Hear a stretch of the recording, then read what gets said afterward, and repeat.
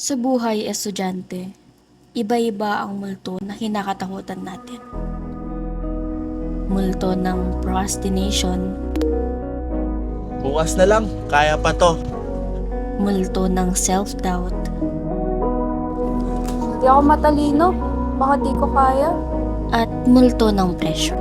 Ang dami expectations. Paano kung bumagsak ako? But what if I told you, may isang taong hinarap lahat ng multo na yan? At yan ay si Jose Rizal. Sa henerasyon natin ngayon, marami ang nawawalan ng gana, napapagod, at minsan gustong sumuko.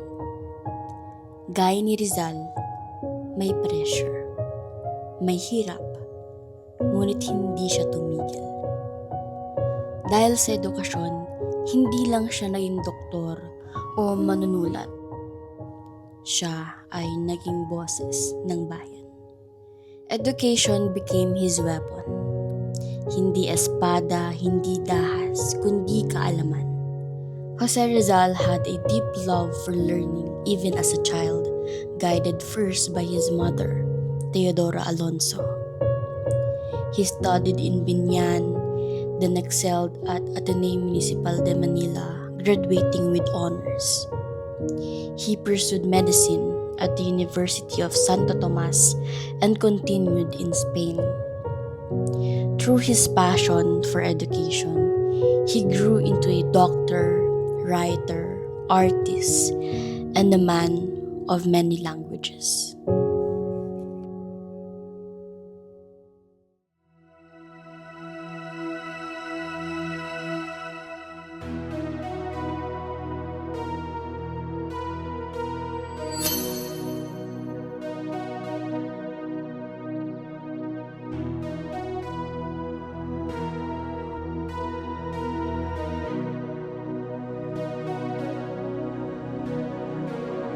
Ganito na pala kalayo narating ko dahil sa edukasyon.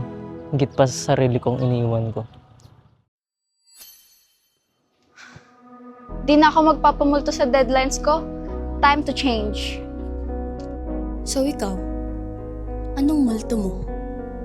Procrastination? Fear? Doubt?